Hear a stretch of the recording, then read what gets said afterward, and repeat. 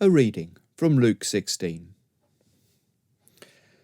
There was a rich man who was clothed in purple and fine linen, and who feasted sumptuously every day. And at his gate was laid a poor man named Lazarus, covered with sores, who desired to be fed with what fell from the rich man's table. Moreover, even the dogs came and licked his sores. The poor man died and was carried by the angels to Abraham's side. The rich man also died and was buried, and in Hades, being in torment, he lifted up his eyes and saw Abraham far off, and Lazarus at his side. And he called out, Father Abraham, have mercy on me, and send Lazarus to dip the end of his finger in water, and cool my tongue, for I am in anguish in this flame. But Abraham said, Child, remember that in your lifetime you received your good things, and Lazarus in like manner bad things. But now he is comforted here, and you are in anguish. And besides all this, between us and you a great chasm has been fixed, in order that those who would pass from here to you may not be able, and none may cross from there to us.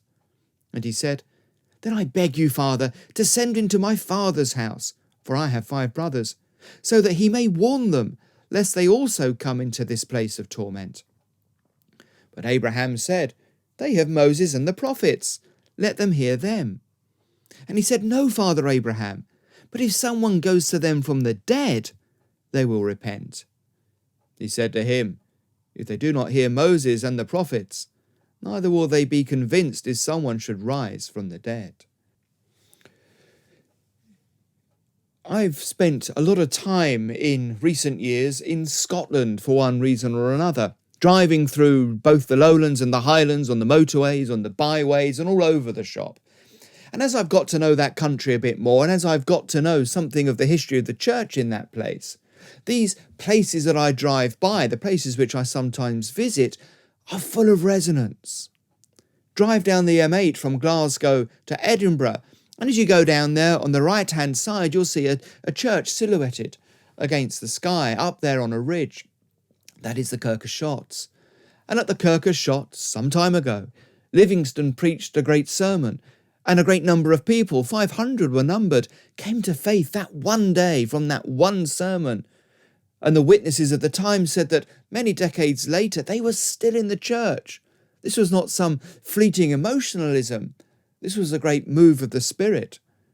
Livingstone had never had that experience before or since, but that one sermon he preached, well, that all comes to mind as the Kirk of Shotts whizzes by on my right. And then walking around St Andrews, there in the pavement, in cobbles, is spelled out PH, marking the place where Patrick Hamilton was burned at the stake for his faith. Or you can go round to the old churchyard, around the old ruined cathedral, and there you find the memorial to George Wishart, another one burned at the stake. And who was his bodyguard? Why, one John Knox, who thundered throughout Scotland as he preached. And if you look into that graveyard, you see the gravestone of one Samuel Rutherford, that great, wonderful, warm preacher and theologian. All these figures come to mind. It's not only Scotland, of course. I can remember driving down to a monastery in Essex and being rather too excited as I drove through the villages there and came across a blue plaque marking the place where one Charles Haddon Spurgeon, possibly the greatest of the Essex men, was born. The great preacher.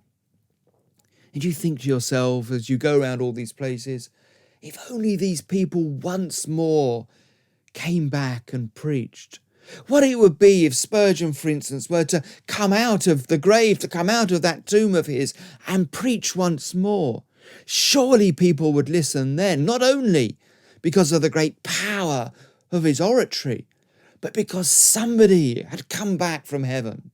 Somebody could come back and bear witness to all that they had seen.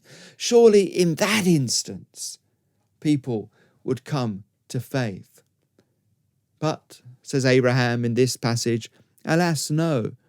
Even if one were to come back from the dead, people would not believe. Jesus knew that all too well. Many, yes, did believe him as he appeared to them, but many still don't. The problem is it's not that people haven't heard the message. You see, all that is necessary, all that is needed is there, contained in the scriptures. It's not that people have had enough spectacle. Well, if the preacher came working all these sorts of wonders, then people would believe.